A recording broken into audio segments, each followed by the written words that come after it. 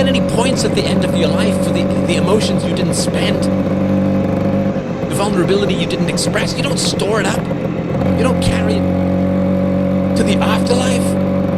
You're dead and done. You're dusted. You're done with this planet. You're food for worms. You're a ghost in the sky. Or calories in the belly of a worm. There's no backup. There's no extra points. It's not like death is winter and you've got to store up nuts so you can eat while you're dead. What are you keeping things for? What are you holding back for? You spend your passion, you gain a life. You hoard your passion, you're dead before you even hit the sod. You're dead before you even hit the sod.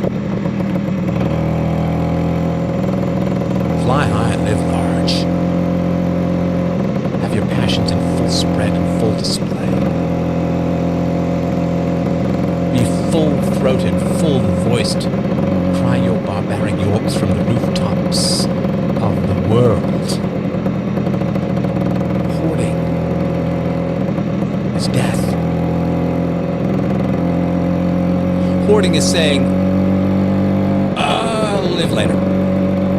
Not now. Soon. Later. When everything's just right, I'll be passionate. When the stars align. When all the traffic lights between me and my destination are green, then I'm gonna hit the gas.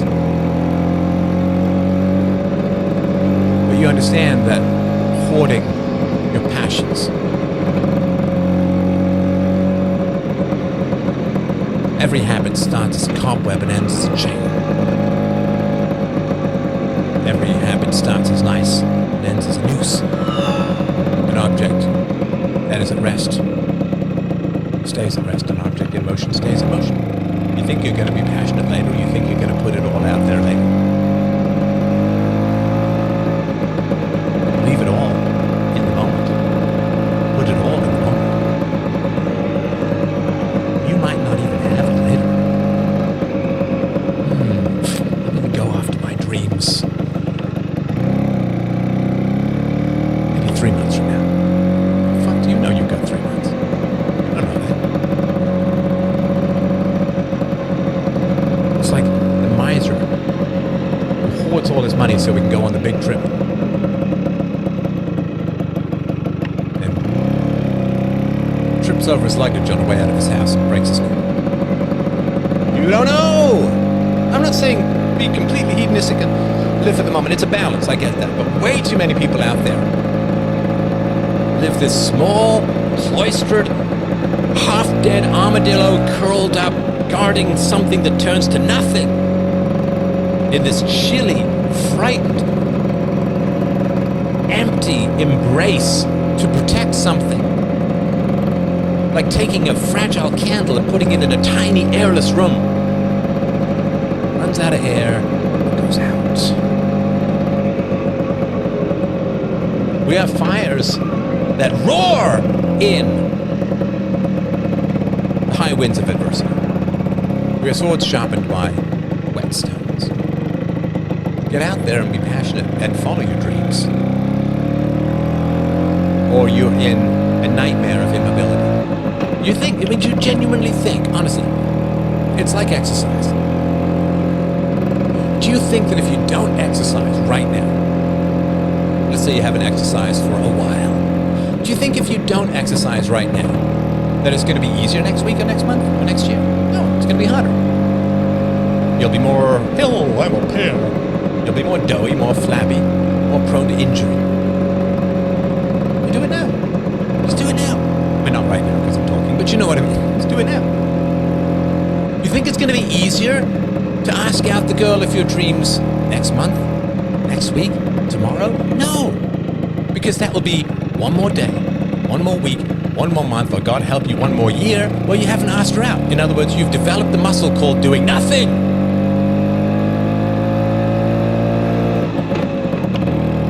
Goose egg, bagel, donut, 0. Whatever you feed gets stronger. Whatever you starve gets weaker. You feed inactivity. Inactivity gets stronger. You feed avoidance. You feed keeping your passions to yourself.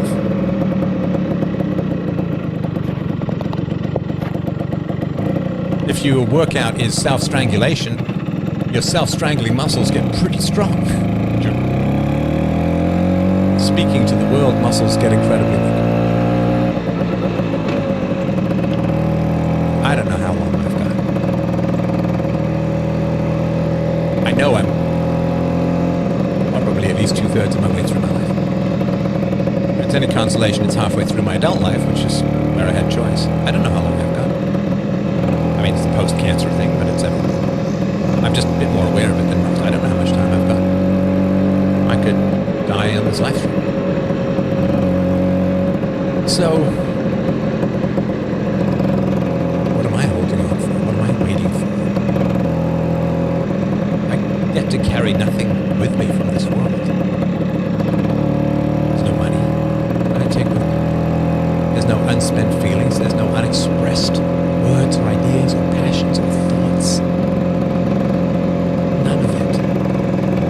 Life is fucking use it because you're going to lose it. It goes either way. Every dollar you have vanishes for you when you die. You spend it or you lose it. And again, I'm not saying don't save. I'm not saying blow everything in the here and now. It's a balance, right? It's a balance. It's an Aristotelian mean to these things. But way too many people are erring on the side of caution. Pornography instead of families. Video games instead of real accomplishments. Fake enthusiasm for bullshit narratives like movies. Rather than being a hero or a protagonist in the truly exciting adventure called your life. Letting other people dream for you, letting other people tell the stories, letting everyone else define the narrative. Fuck no.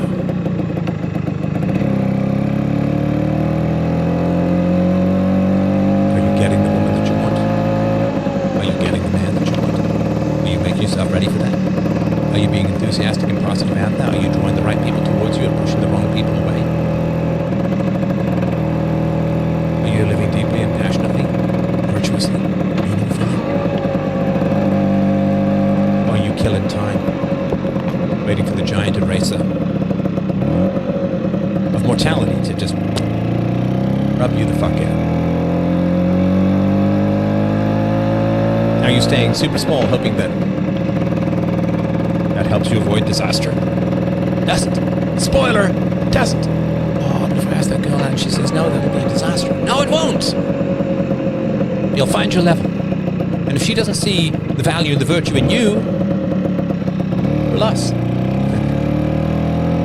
I always had this feeling from when I was a teenager, really. It's like, well, you could date other guys, but why?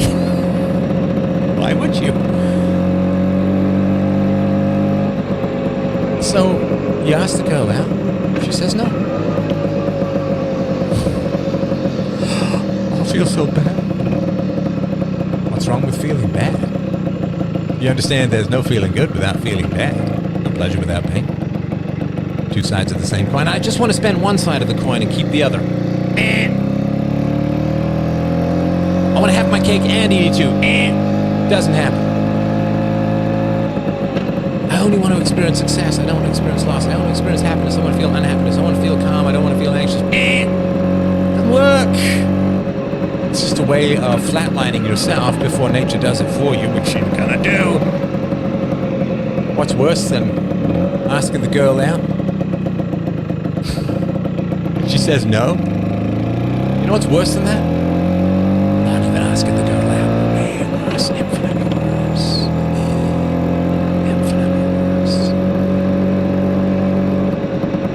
You ask the girl out, she says no. It hurts. But you fucking tried.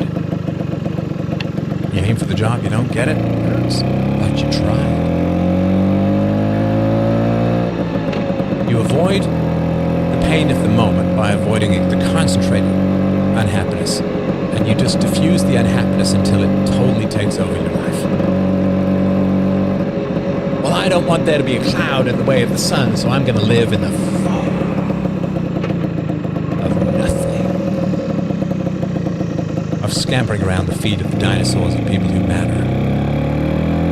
In the hopes that somehow the greatest T-Rex of mortality is just going to miss me. Just going to miss me. I'll just slip under, I'll slip by. No. And this is even more important for women than for men because we have a longer fuse in the create the new people scenario. But for women, it's like, yeah, I'm still waiting for the one. But here's the thing. Instead of asking who's the one for you, ask, how am I going to be the one for someone else? How am I going to be so fantastic that I'm going to be the one for someone else? You want a great woman? Sharpen your intellect, sharpen your conversational skills, sharpen your sexual skills, sharpen your exercise, sharpen your courage, sharpen your morals. Be a treasure. To get a treasure. Exchange, fair exchange value. You wouldn't walk into a Maserati dealer with $5, would you? What the hell are you walking up to some great woman? Settling for just being an average guy. There's no average in any of us. There are glories and gratitudes and powers in all of us. In you, in me, in everyone. You focus on your strengths.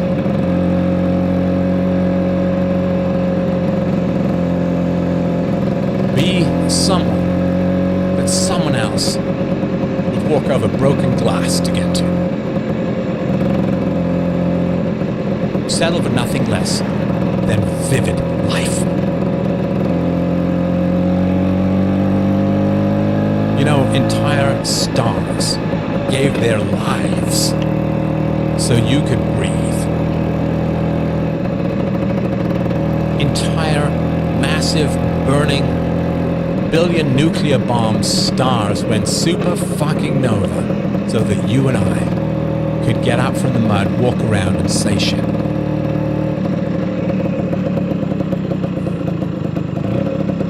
Now imagine you're a star. A massive Beetlejuice-style sun burning your way through the universe. And God comes along and says, sorry dude, this may sound kind of weird, but you're going to have to blow up. You're going to have to detonate yourself, you're going to have to die. Why do I have to die? I'm big, I'm strong, I got planets, maybe I can foster life. No, sorry man, you got to die. Because in a couple of billion years, like after you die, after you explode, after a couple of billion years, the shit that's in your innards is going to hit this planet. Third from the sun is the solar system. It's right in the Goldilocks zone. It's going to hit that planet and it's going to animate and people are going to get up, walk around, they're going to have thoughts. Don't get me wrong, that sounds kind of cool, God, but I don't want to explode and die. I don't want to be a pirate. I don't want to explode and die. It's like, no. Trust me. They're going to be so grateful. They're going to honor you with everything they do. You are going to die so that thought may live. You're just blind matter. I get we're having a conversation, so we'll break the narrative for a sec, but you're just blind matter. You're just burning. But the word burning doesn't exist because consciousness doesn't exist. The word sun or supernova or atoms or molecules, they don't exist because there's no thought. We're just blind atoms doing their thing. But here, the purpose of what you're doing, you immolate yourself, you blow up, you sacrifice yourself. They're going to be bipeds walking around who can comprehend the entire fucking universe, and that's pretty cool.